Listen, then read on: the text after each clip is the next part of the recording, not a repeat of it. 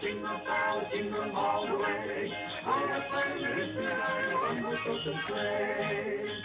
Merry Christmas! Merry Christmas, Walt! Oh, Merry Christmas, everybody. To you! Merry Christmas, Merry Christmas. The holiday season is one of the busiest times to visit a Disney park. So busy, in fact, that many people issue warnings to advise that you avoid planning your trip at this time of year.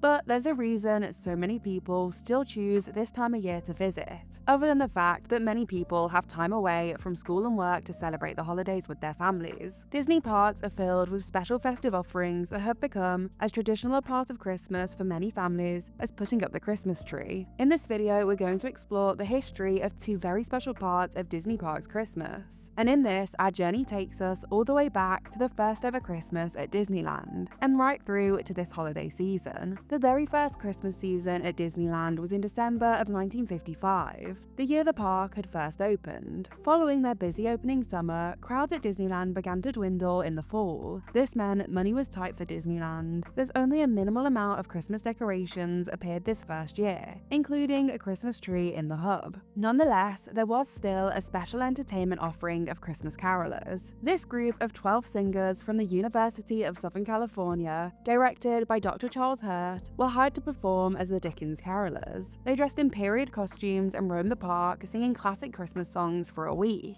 And then, in a special one-day event to kick off the holiday season, in December 1955, the Dickens carolers were joined by several guest choirs, who joined in a mass choir of around 300 and sang from the steps of the Main Street train station, with accompanying music from several school bands. This became so popular that guest choirs were invited back to perform on the Main Street Bandstand, now located in the Magnolia Park area by the Jungle Cruise, throughout the rest of the Christmas season. When Christmas time arrived again in 1956, this event returned, now named the Christmas Bowl, seemingly borrowing from the concept of the Hollywood Bowl that provided holiday concerts. This title was displayed on a sign placed over the entrance to the bandstand. Under Hurt's direction, the carolers and singers from 8 visiting choirs also performed as a group on the station steps, this time accompanied by the Disneyland Band. In 1957, the event grew larger again. This year, choirs followed the Christmas Around the World parade, the first ever Disneyland Christmas parade. The parade took the choir from Sleeping Beauty's castle into the plaza where they performed. Unfortunately, due to the size of the crowd gathered for this parade, the singers were unable to form a circle in the center of the plaza as planned. Instead, they stood around the Disneyland Band and performed in an informal manner. It is from this offering and its popularity that one of the most popular and long-lasting Disney Christmas traditions, the Candlelight Processional, was born. The Candlelight Processional, still a staple to this day, began in 1958 at Disneyland. This was the creation of Dr. Charles Hurt, the same man who had been responsible for the Dickens carolers who wandered throughout the park since 1955. Following the success of the Christmas Bowl, Hurt suggested to Disney Entertainment that performances by a larger choir group would be a welcome and likely very popular addition to future holiday events. Thus, in December 1958, the first evening Candlelight Processional was held, with singers from 16 choirs moving down Main Street to the town square, where they ringed around the flagpole and performed a full concert. Almost immediately, issues began to arise with this performance, as guests complained that they could not see the singers. Therefore, the following year, bleachers were constructed adjacent to the train station so that the carolers could perform whilst facing the spectators on Main Street. In 1961, the event was moved back to Town Square, and actor Dennis Morgan was invited to read portions of the biblical Christmas story in between the classical hymns. He performed that role from 1961 to 1964, and once again in 1966. Dick Van Dyke, to help promote Mary Poppins, was the narrator in 1965. Since 1961, celebrity narrators have remained a staple of the Candlelight Processional. These have included Cary Grant, John Wayne, Henry Fonda, Jimmy Stewart, Gregory Peck, Charlton Heston, Morgan Freeman, Rock Hudson, Molly Ringwald, and many others. Dr. Charles Hurt has fondly recalled memories of many of these narrators, stating that Cary Grant and Rock Hudson both wanted to narrate the ceremony again and again, and they did it for free. Of 1970, the year that Charlton Heston narrated, he remembered storm clouds overhead that made Heston assure him, "If I can part the Red Sea, then I can keep it from raining." Interestingly enough, it did not rain on the ceremony that year. Finally, he recalled that John Wayne had a terrible cough the day he was to perform in 1971, and he told Hurt that he had pneumonia. And when Hurt asked him what he was doing there, he simply replied, "I'm not going to let all those kids down." The living Christmas tree, featuring the Weston High School a cappella choir, was also incorporated into the candlelight ceremony in 1960 as a centerpiece for the massed choir ceremony. Weston had presented their impressive choral program at the park for the previous 2 years on a specially constructed tree made of risers. It was so well received that they were given this annual place of honor for the next 21 years until their director, Alexander Encheff, retired in 1981. In 1982, the newly formed Disney Employee Choir, which was formed of volunteer Disney cast members from the park, studio, and Walt Disney Imagineering, was selected to fill their place, an honor they have held ever since. For the next 25 years, for 2 nights every December, Hurt directed the 1,000-voice high school choir, combined with a symphony orchestra and a narrator recalling the story of the first ever Christmas. Even after his retirement, the Candlelight Processional has continued to be performed at Disneyland every year except for in 2020. When the Magic Kingdom at Walt Disney World opened in 1971, the candlelight ceremony from Disneyland was mirrored at this park and performed in front of the train station at Magic Kingdom. Hurt helped shape the original Walt Disney World version and as a result, alternated his role with Jim Christensen in California. Dr. Hurt helped marshal the Walt Disney World performance and as such staggered his role with composer Jim Christensen in California. By the late 1960s, Christensen had taken over the directing role of the Disneyland band from founder Vesey Walker, who still took up the baton occasionally during the week and on special occasions. To ensure consistency of musical arrangements in the 1970s, Christensen handled the aspect for both Disneyland and Walt Disney World. For the Walt Disney World performances, Dr. Hurt invited a good friend of his named Ralph Blaine and his wife to attend. Blaine was a very famous Broadway and Hollywood movie songwriter who wrote the song Have Yourself a Merry Little Christmas. It became a tradition for Blaine to perform this song in the Walt Disney World Candlelight pre-show each year from 1991 until his passing in November 1994. In 1993, the Candlelight Processional found itself to have become an extremely popular offering at Walt Disney World, so much so that guests were demanding more performances to allow themselves more opportunities to enjoy the show.